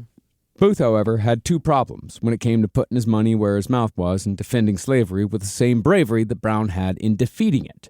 Most importantly, like a lot of actors who pretend to be tough guys, Booth was a fucking coward. And dressing up like a militiaman and pretending to guard a courthouse against non-existent abolitionists was the closest he ever got to actual fighting at any point before or during the Civil War. Booth's excuse for not fighting, however, was that his mother had already lost too many children, and she supposedly made Wilkes promise that he would never go to war. So he didn't fight in the Civil War because of his mommy? Because his mommy said he couldn't. My mommy told me that I could not. All right? And I'm a slave to my mommy. I mean, even the way he killed Lincoln was cowardly. He shot him in the back when he wasn't paying attention. Well, Exactly. yeah. Oh, yeah. No, everything about him is extraordinarily cowardly. If he would have fought Lincoln, Lincoln would have kicked the fucking shit out of him. Oh my God, I would never in a million years fight Abraham Lincoln. Lincoln would have fucking pinned him down. Not only would have beaten him, he would have been a crosslock. He would have kissed him. He would have married him. Like, literally, Abraham Lincoln would have destroyed his life. Abraham Lincoln's the strongest gay man since Hugh Jackman. Phenomenal wrestler. 301 or something. Yes. Now, John Wilkes Booth is, of course, the main character in this series, but there is another half to this story. After all, who would John Wilkes Booth be without Abraham Lincoln? You need me, Batman. You're not the same without me, Batman. See, at this point in American history, this is around 1859, 1860, Lincoln was on his way towards earning the Republican nomination for president. And for those of you fuzzy on history, this was a time when the Republicans were the party against slavery while the Democrats were trying to keep it legal. It's all flip-flop. Abraham Lincoln, however, still took the moderate opinion on John Brown's raid on Harper's Ferry by saying that a violent approach to abolition would always fail. His moderation ended up unifying the Republicans, and it earned Lincoln the nomination for president in May of 1860. Nice. Hell yeah, Lincoln. Wow. Good work, Abe. I'm always here for you, Abe. I'm your number one fan. Need me to hold your hat? All right, well, I'll just stay over here. Hey, Mary Todd, how you doing? Looking sad. Booth, meanwhile, spent the year 1860 morphing into what would have been the 19th century equivalent of an action star. Like his father, Booth was naturally athletic, and he soon became a skilled fencer and fighter who was able to nail the sword fight choreography required for certain Shakespearean performances at the time. Booth would definitely be the guy. That's why I keep thinking Mark Wahlberg, where it'd be him getting up every day being like, I get up each morning, 5:45. I have 9 eggs. Then you see me here in my cold plunge. Then I'm over here in my workout room. Then I go get prayed up. Then I go and I spend time with the family I'm allowed to see, and then I act. Then I come back to the gym, 9 eggs. Well, as a result of his action star prowess, Wilkes earned his big break when he was given the title role in Romeo and Juliet in a production that toured across the South. But as you may have already guessed, John Wilkes Booth, he was kind of what we'd now call a bro. Sure. And he got himself in trouble for doing bro-y shit on the regular. For example, right in the middle of Booth's highly successful run on Romeo and Juliet, this is his big break. This is when he's at the top of it, not necessarily at the top of his game, but he's getting there. Booth was running his lines one evening when he noticed that his stage manager was carrying a pistol in his back pocket. Okay. Thinking that it would just be fucking hilarious if he grabbed the gun and fired it into the air just to like scare the shit out of the stage manager, like scare the fucking shit out of him. Like it'd be so fucking funny. Yes. Like Booth grabbed the weapon, and the stage manager did not appreciate Booth's sense of humor. No, it's a funny joke. It's a funny prank. I'm going to shoot your gun at you. And so the two of them got into a tussle while the stage manager tried to wrest control of the gun back from Booth. You'll never out-wrestle John Wilkes Booth. I dance to the side. My beautiful small feet are uncontainable. Boom! Gun goes off. John Wilkes Booth shoots himself in the thigh. Oh, God! Holy fucking shit! Holy shit! This hurts! Wow, this hurts! Oh, fuck! Ow! He spends 3 weeks in the hospital. Oh, my God. What was the guy doing with a gun in his pocket anyway? Get a holster. It's 1859. Yeah, or it's 1860. Come on. Yeah, he's having fun with it. Why is everybody going to have rules? I mean, how else are you going to manage the stage, I guess? Yeah, you got to make sure it's at gunpoint. Curtains down! Lights go on! In another mishap, Booth accidentally cut his co-star's forehead with a dagger in the middle of a performance, then almost immediately after fell on that same dagger, which slashed away 3 inches of flesh from Booth's armpit. Look at me, I'm really getting fucked up. This is cool, right? I do my own stunts. Yeah, ow! Isn't this cool? Please, somebody tell me I'm cool. It hurts so bad. I need to be cool. Please confirm that I'm cool and you like me. Well, Booth finished the performance, and when the news broke, he was lauded for his dedication to his craft. Yes, and I definitely did all of the Tempest while covered in blood. Now, to be fair, Booth was considered to be a phenomenal actor across the South. He was a crowd favorite. He was a critic's darling. But partly, the reason why Booth was loved was because he appeared to be a tough guy who also had the right politics to be popular in the South. I would kind of compare him to like a Mel Gibson or like Clint Eastwood. Okay, so he would have been a better director than an actor. Maybe. You think that Clint Eastwood's a better... I actually think that Clint Eastwood's a better actor than a director, actually. Well, he's won Oscars for directing. He's never been nominated for acting. I love his acting. I prefer him as an actor to a director. Man, when's the last time you saw Midnight in the Garden of Good and Evil? That's a good one, but I think Mel Gibson's actually, sadly, a better director than an actor. Technically, Apocalypto's a very impressive phenomenal film. Yes. All right, we got to stop loving these guys. Oh, God. Sorry, I'm just getting that John Wilkes Booth mindset. You know who's great? John Voight. That's who I like. A guy who fucks his daughter and tells everybody about it. That's what I like, a proud molester. I'm sick of all these molesters hiding in the shadows. Come out and say, yeah, I fucked my daughter and she loved it. John Wilkes Booth's world, however, would come crashing down along with all the other Southerners in November of 1860, when Abraham Lincoln was elected president. Lincoln won the entire North, but not a single state in the South, partly because the South, like a bunch of whiny little bitches, had refused to even put Lincoln on the ballot. No one can vote for Lincoln. I don't like him. No, I don't let you vote for him. Yeah. Man, like... So, that's crazy. So he really just beat the shit out of the other guys. Yeah. Yeah. And the Democrats were also split. Like, they were very fractured at this point because not every single Democrat was pro-slavery, but most of them were. So, the party was split, and the Democrats kind of split the vote in the South. No one really got the majority. And they didn't get enough votes in the Electoral College. But yeah, Lincoln fucking wiped the floor with them. Can I honestly ask, in this time period, were more people is it kind of like the reasonable view was to be sort of to be slowly anti-slavery, and that eventually, yes, I know that's like the big fight that everybody says is that it would fuck with the economy of the South, but wouldn't that also fuck with the economy of the North? I mean, I don't know. I can honestly say I don't know. Yeah, I really don't know what the prevailing opinion was at the time. I mean, if that's where all the cotton's coming from, the price goes up, it's going to affect the North, sure, but, at the end of the day, fucking slavery. Yeah, exactly. You'll have employees. You know what's another fun little fact about this election? Stephen Douglas, the guy who Lincoln ran against, he was with Mary Todd before Lincoln, and Lincoln fucking stole her and then won the election. Whoa! He fucked your girl, he's got the election, and he's bi. And he's tall. Well, as a consequence of Lincoln's election, Southern cries of secession were immediate. Southerners projected, it's the same shit. They just started projecting immediately, saying that the North, they were the real disunionists. They were the ones who were actually tearing the country apart because they're trying to abolish slavery. Now, naturally, John Wilkes Booth agreed with this opinion, writing during his tour of the South that Northern abolitionists were the true traitors to the nation, whose treason must be, quote, stamped to death. And as it went, after Lincoln's election, states began seceding en masse, and after the Confederacy was officially formed, the Civil War began on April 12, 1861, with the South's attack on Fort Sumter.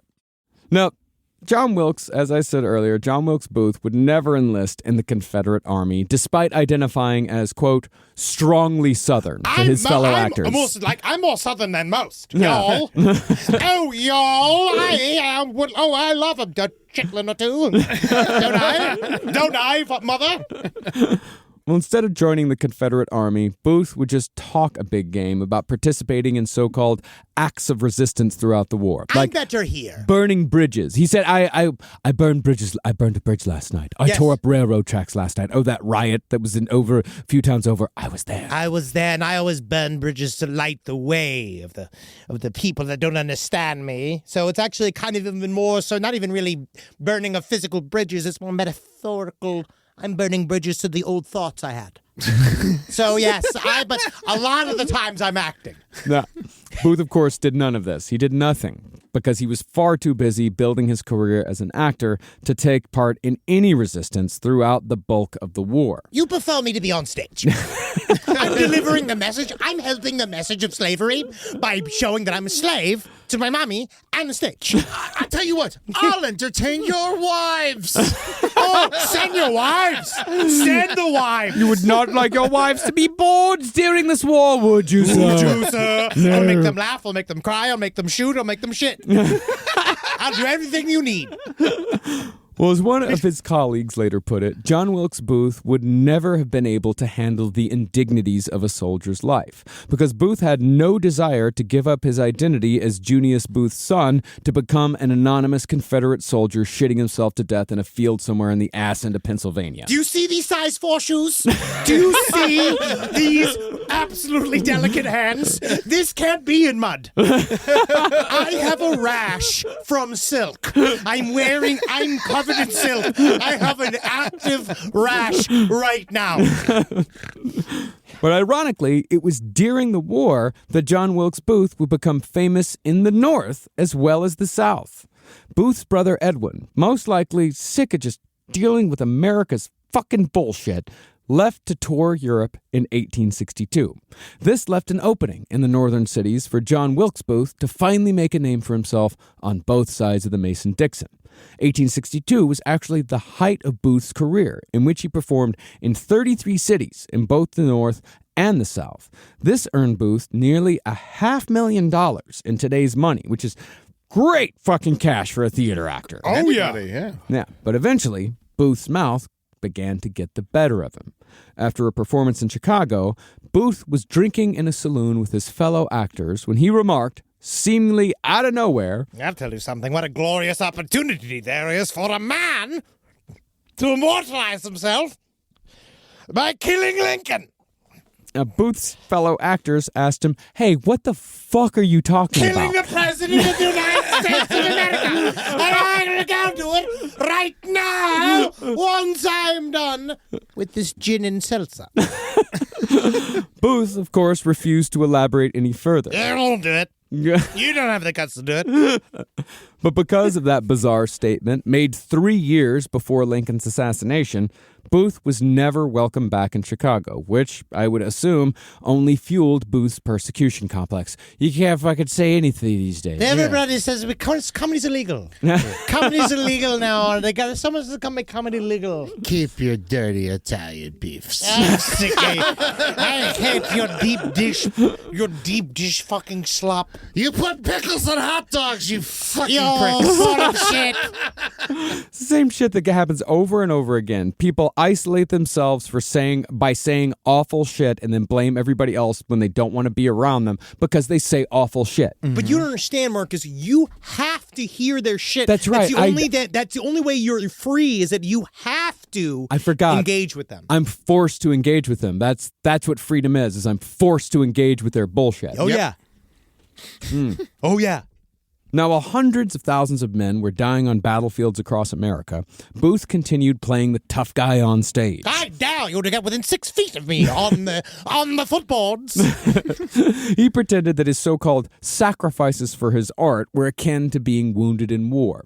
For example, during the 1863 season, Booth developed a tumor on his neck that needed to be removed. So he went to a surgeon, plopped himself down in the chair, and dramatically told the man, quote, "Now cut away." But when the surgeon began slicing at Booth's neck and dark blood gushed out, Booth went pale and lost consciousness. Against doctor's orders, Booth went on stage that very night where he tore open his stitches. His foolhardy behavior resulted in a nasty scar, but Booth used even that to further aggrandize himself with one of two lies about how he got that scar. Oh, you want to know how I got these scars? I'll tell you. I was absolutely railing your fucking mother last week. And her pussy got... whatever. No, it couldn't just be that, like, oh, I got a tumor removed and I was an idiot because I didn't take the night off. It already sounds like badass. Yeah, it does sound cool. It does sound cool, yeah. But he would much rather it be, I got shot in the neck.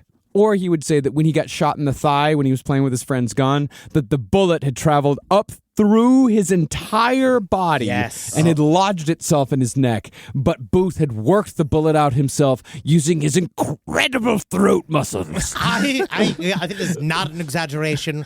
It did enter into the area just above my penis. It went, and I felt it bounce off my pelvis, off my right lung, up into my throat. But as it came into my throat, I went, and using theatricality, I pushed the bullet out of my mouth. So yes, sir, I can take your full penis. Straight up to the jewels. Right to the hilt. Now, while Booth was fucking around on stage throughout the year 1863, the number of actual casualties in the Civil War were adding up to staggering numbers. And even when you convert those losses into modern proportions, it's almost impossible to imagine. It's almost like there's nothing civil about this war. By the end of the war, 2% of America's population had died either in battle or because of disease. Taking that from today's population, this would be just about the equivalent of wiping the populations of Chicago, Houston, and half of Los Angeles off the map. Just fucking gone. Why'd you choose those cities? Because they are in the top 5 of population. Oh, wow. In America. Oh, yeah. They're amongst the top 5. No, I didn't realize. Frightening. It just seemed very specific. That Chicago, Chicago, You Houston, just were like, half of Los Angeles. Guess which half? So it sounds like you have a plan. I didn't realize Phoenix had such a large population. Oh, yeah. There should not be that many people living in that desert. I mean, it's just hard out there, buddy. It's the before picture for Mad Max. It is. It's going to get real hard out there in about 30 years. But while the overall numbers of the dead are unfathomable, even the number of dead soldiers in the individual battles were horrifying. In just the Battle of Gettysburg alone, the North lost at least a quarter of their active soldiers, and those numbers could not be replaced with regular enlistment. Is it just because we just were throwing bodies at stuff? It was the mechanization of war. Yeah. It was the it was like World War I tactics right before World War I tactics. Well, yeah. Well, it's the old saying that like the strategies of the last war are always used against the weapons of this war. Yes. So they're trying to do musket battle in an age where there are machine guns. Yeah. and So the Gatling guys guns. are just getting fucking rolled over and hit with cannons and shit, and they're getting exploding and shit. Tens of thousands of men killed in a single day. And not only that, but people are dying of disease left and right. So there's just so much disease. And how long were the battles? Like, I know they lasted days, but like the fight couldn't have lasted more than a couple of minutes, right? Like, how long can a person fight to the death? It's much longer than you think. Yeah, people.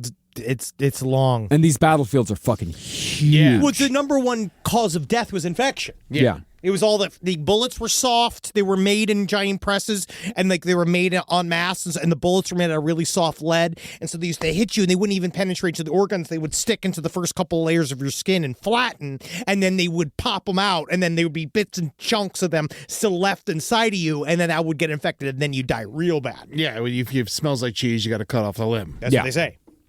Now, even though Gettysburg was considered the turning point in the war for the Union... Is that a thing you say all the time? It smells like cheese, you gotta cut it off. It smells like cheese, you gotta cut it off. It smells like cheese, you gotta cut it off. All right, well, good. Good to know. I don't know why that's how my mind's been working lately. It's just turning phrases into songs. I do it too. I'm just doing it constantly now. Oh no, I saw the movie The Woman in the Yard, and all I do now is The Woman in the Yard. There's a woman in the yard. Well, you know what it is? If I'm not talking to you guys, I'm talking to dogs. Yeah, like literally. I'm just talking to the dogs and to myself. Yes. Nope. Like I said, Gettysburg was considered the turning point in the war for the Unions, like summer of 1863. But the numbers of volunteers had dropped dramatically because people were all too aware of how many men were dying in battle. But the Union couldn't win without more soldiers. So Lincoln instituted the draft, the first of its kind in American history, in which any man between the ages of 20 and 24 who could not afford to pay the government $300 or hire a substitute, any of those dudes were eligible for conscription. The announcement of the draft, however, set off a 5-day-long riot in the streets of New York City. And incredibly, both Edwin and John Wilkes Booth happened to be in New York when the riot kicked off. It's the end of Gangs of New York. Yeah. Wild fucking week. Incredible, yeah. Within earshot of the Booth's front steps, men were lynched and their bodies were burned. And only blocks away, 5,000 people armed with stones and clubs entered a full battle royale with the cops. Is Pirates of Penzance still going on for the evening? I don't know. Will anybody want to see you? Meet me in St. Louis. Oh, but I've been so looking forward to performing alongside Jinx Monsoon. Love our pairing. Well, the riots in New York, the draft day riots, they were pretty much the closest that John Wilkes Booth came to ever being involved in combat. And to be fair, it was said that Wilkes did step in during the riot to defend a wounded Union soldier and the soldier's black servant. It was a friend of his. But Wilkes did so only to make people believe that he was not aligned with the South, as Booth was later heard to remark to his sister, quote, "Imagine me helping that wounded soldier with my rebel sinews." The way he fucking talks. Rebel sinews. He's got, I just love him. I watched a really great old, very bad TV movie called The Lincoln Conspiracy, and it's like that guy, he's just got a big mustache glued to his face, and that's all he does is be like, "This cannot stand, this tyranny must be faced." And just like that idea of him just going and being like, because he's obviously helping a Union soldier. Yeah. He's helping a Union soldier, and still being like, "Can you even believe that I'm doing this? This is crazy." Imagine me. Me helping. Yeah, got to sell tickets. Yeah. Yeah. And you that is literally why he did it. Now, the draft made Booth hate Abraham Lincoln even more. Oh, damn you, Lincoln. And not just because it had put Booth's life into danger indirectly. Lincoln, in Booth's view, wasn't playing fair because Lincoln was relying on the high rates of Irish immigration to grow the Union's ranks. And this, of course, also made Booth hate the Irish more as well. Oh, you damn Irish. Oh, I hate so many things. You know, I'm starting to think they're not that lucky. But the riots did mark a change in Booth's behavior. Whereas before, he'd been more or less like a harmless bro with shitty opinions, Booth was now getting physically violent and was known to end conversations about the war by pulling out his gun or physically choking the other person. But in an amazing intersection in history, Abraham Lincoln, ever the huge theater fan, he did actually attend a John Wilkes Booth performance just a few months after the draft riots in New York. Lincoln was not impressed. I'll give you my review. He's mid. Lincoln's private secretary later commented that Booth's appeal was in his, quote, romantic beauty, but that Booth possessed no real talent. Yeah, he's quite a looker, and he's got a good big masculine, some sort of even feminine chest, and he's got a big bulbous rump. That's what I like out of my actors. Whatever, guys. Fuck you both. It all can't be the best I've ever done. No, that's right. It's fine. Well, what's telling here? This is very telling for me. Lincoln never went to see another John Wilkes Booth performance. He had ample opportunity, but Lincoln did see Edwin Booth 6 times. Oh, jealous. He had a preference, and John Wilkes Booth knew that. Yep. Now, there's been a lot of speculation over the years that John Wilkes Booth turned towards conspiracy because his career was on the wane, but that could not be further from the truth. I don't think it helped. Well, that's the thing. His career was never on the wane. Usually, an article citing Booth's voice as hoarse is put forth as evidence for this theory. But that was one bad review in a sea of positive notices. Really, the only complaint people had about John Wilkes Booth is that he went off book too much. But other people, that's exactly why they loved him. He's the best improviser of his time. You know what it was that his relevancy was fading, much like we were seeing with a lot of... It wasn't, though. But, I mean, what you're saying in terms of the Confederacy going down, him being the cool... in his mind, Southern Confederate, he's a Confederate actor. But at this point, he's famous in the North now, too. Yeah. So but it's tenuous, but he doesn't like the North. Yeah, he doesn't like the North. That is true. He does not like the North. But it's also how people like Schwarzenegger. He's an action star, but he's not, Liam Neeson's the only guy who can do both. That is true. Arnold Schwarzenegger? What are you talking about? Twins. Oh, yeah. Kindergarten Cop. He was great in those. He's great in Twins. You don't think Arnold Schwarzenegger is good in Twins. I enjoy it, but he's not good. He's in Junior. He's great in Junior. Junior's one of the worst movies ever made. I like Arnold Schwarzenegger as an actor. I think he's a funny guy. Jingle all the way. I enjoy Arnold Schwarzenegger. Don't think I don't. I like him as a funny actor. But he's not good. He's a funny guy. He's very funny. He's very funny, but...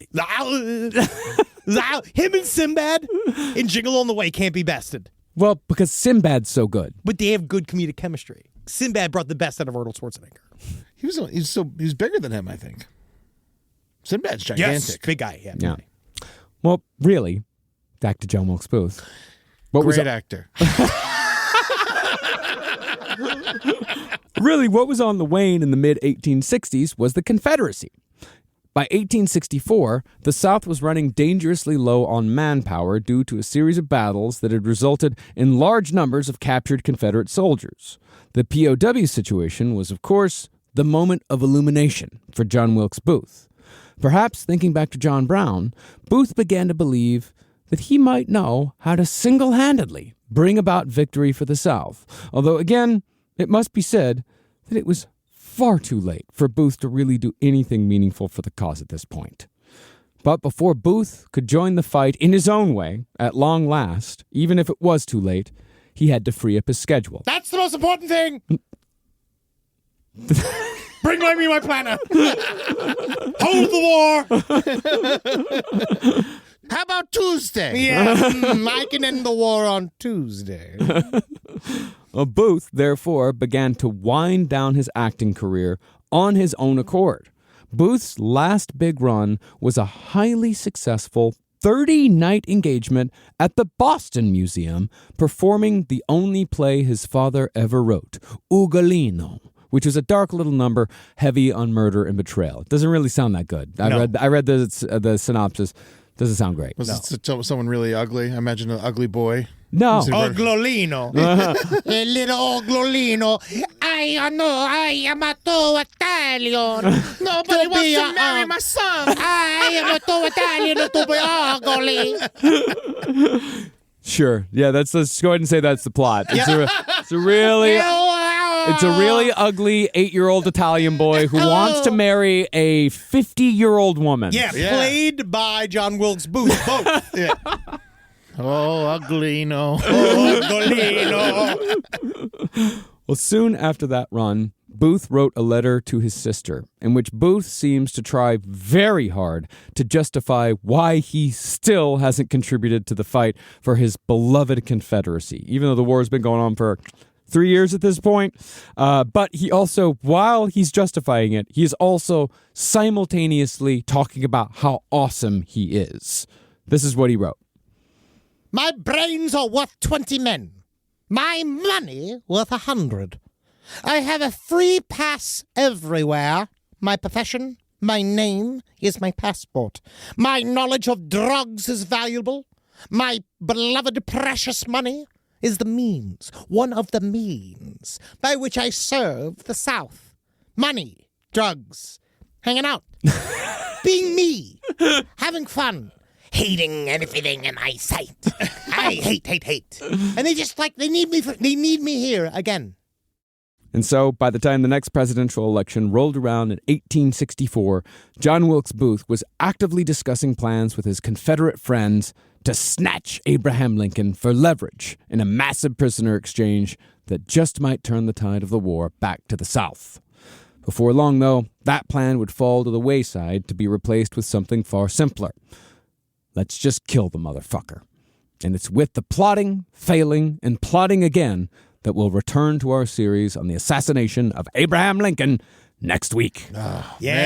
And then we can also talk about it, too. A lot of the conspiracy theories talking about how he was a spy and he did all of this shit. We will bring that up, I think, next episode or the episode after. Yeah, maybe the episode after when we talk about the manhunt. Because he was always talking about how this was another big thing you'll find out later on, is that he was talking about being a spy. And the Confederacy used him. Well, he was a liar. Yes. At all times. He reminds me of a certain other three-named assassin that is very, very similar. Yeah.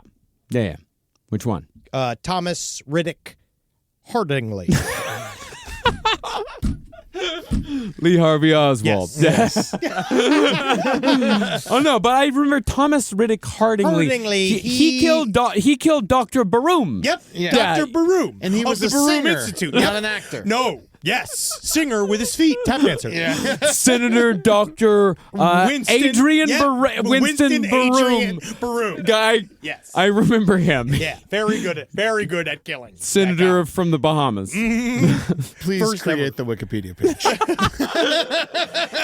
Guys, thank you for joining this very thick opening. My God. But you know what? We did good too, because it wasn't just context. No. We literally are just telling the story. It was difficult to not put it. I had to pull back on the I had to pull my context pants up quite a bit. He did. I feel like John Brown could have been. He deserves his own episode. Harper's Ferry deserves its own episode. I actually had I have a very hard time pulling back on both that and the Christiana riots. Like they're both fascinating stories. And then the fucking New York draft riots. That was the hardest one of all. That was the hardest one of all. We did a good job, guys. We're telling one of the stories. There's whole books about it. I know. There's whole books about it. We're telling one of the stories. Whole books about the New York draft riots. I want to talk about the New York draft riots all day. We're going to have so much time to talk about all of it. I love New York history. Because we're going to be doing the show for the rest of our lives. Go to patreon.com/last podcast on the left. Give us money so that we can continue to do this for the rest of our lives. You can also watch us do our Patreon show live every Tuesday. We made a little bit of an announcement of our change of our streaming shows,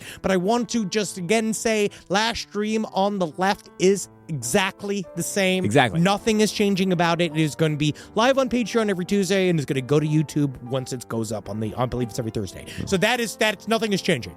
Otherwise, go and see all of our socials, LP on the left for some reason, and then go to lastpodcastontheleft.com to buy tickets for our live shows. That's right. We got Atlanta in June, Salt Lake City July, Charlotte and Durham in August, St. Paul in September, Milwaukee and Oakland in October, Cleveland in November, and 2 shows in Portland in December. Come see us live. Very, very fucking excited to be on the road. Can't wait to go to Cleveland, the record store. They're so fucking good. I'm there for the burgers. Yeah, I love Cleveland. Burgers. They got really good burgers in Cleveland. That's what I hear anyway. I've never been to Cleveland, but I hear about good burgers, and Cleveland's got a good reputation for burgers. You, sir, are going to fucking adore Cleveland. You're I gonna love love Cleveland. it. Cleveland's one of my favorite cities in America. I'm already buying spray paint. Yeah, that's the key. Leave your mark, Eddie. And thank you for being with us. Oh, yeah, and go get crimewaveandsteve.com. Buy our for True Crime Cruise. That's going to be a lot of fun. I go to Contact in the Desert and buy tickets for that as well. Yeah. And we promise not to die like John Wilkes Booth brother on that cruise. I promise you we won't. We're going to live. Father, and he was saved by some quick-thinking sailors. That's right. So all we need is some quick thinking. No, I was talking about the one who shit himself to death on the Mississippi River. That's also his father. That's also his father. Yeah, it's also his father. So yes, please don't shit. Neither one of you are allowed to shit yourselves to death on a fucking cruise ship. No, I'm saving. going to try. I'm going to save that for my family when I'm 90. How old is this shrimp? Not old enough. Yeah, excellent. I only like shrimp that's old enough to drink. Is this shrimp aged? Yum. I love a fine air-dried shrimp. All right, let's let these state. people go. Yeah. Okay. Hail John Brown. Fuck yeah. This is Comedy Bang Bang, the podcast, the promo. And in 30 seconds, I'm going to tell you why you should check out the show. I, the host Scott Aukerman, have a lighthearted conversation with famous celebrities like John Hamm, Allison Williams, Phoebe Bridgers, Jason Alexander, Natasha Lyonne, Bob Odenkirk, just to name a few. Things go a little off the rails when different eccentric characters and oddballs drop by to be interviewed as well. Each week is a blend of conversations and character work from your favorite comedians as well as some new hilarious voices. Comedy Bang Bang, the podcast. Listen every Monday wherever you get your podcasts. Summer's heating up, and your snack game should too. Get My Mochi ice cream, the ultimate summer snack. My Mochi is creamy ice cream wrapped in sweet dough for a bite-sized treat that'll make you feel joyfully chill. Whether you're beach-bound or backyard hanging, My Mochi hits the sweet spot. With fun texture and bold flavors like strawberry, mango, birthday cake, and cookies and cream, summer snacking just got an upgrade. Look for the purple box of My Mochi at Walmart or visit mymochi.com to find a store near you.